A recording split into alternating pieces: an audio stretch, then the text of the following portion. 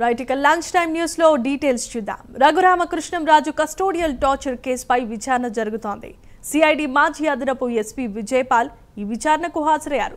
ప్రకాశం జిల్లా ఎస్పీ కార్యాలయంలో విచారణ కొనసాగుతోంది. రఘురామ కస్టోడియల్ టార్చర్ కేసులో విజయపాల్ A4 గా ఉన్నారు.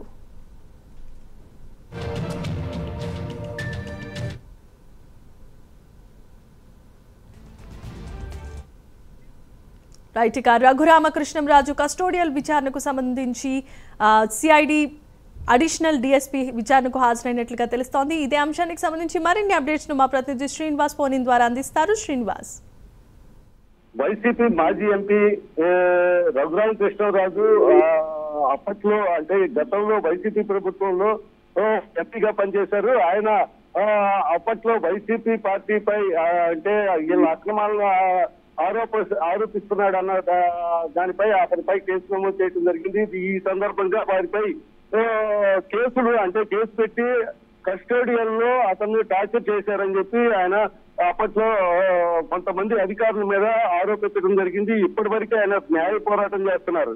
ఆ అధికారులకు సంబంధించి మనం చూస్తే సీతారామాంజనేయులు ఒకవైతే సునీళ్లు అలాగే విజయపాల్ కూడా వీరందరూ ఈ అధికారులు అందరూ అతన్ని టార్చర్ చేశారని న్యాయ పోరాటం చేస్తున్న సందర్భంగా దానిలో భాగంగానే ప్రకాశం జిల్లా ఎస్పీకి ఆ కేసుకు సంబంధించి ప్రకాశం జిల్లా ఎస్పీని దర్యాప్తు చేసి రిపోర్ట్ ఇవ్వాల్సిందిగా న్యాయస్థానం ఆదేశించడంతో ప్రకాశం జిల్లా ఎస్పీ దామోదర్ ఈ రోజు అదనపు ఎస్పీగా చేసిన విజయపాల్ ని విచారించడం కోసం ఈ రోజు ప్రకాశం జిల్లాకి నోటీస్ ఇచ్చి పిలిపించడం జరిగింది.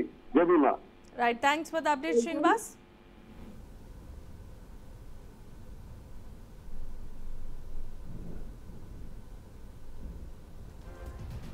Thank you, Srinivas.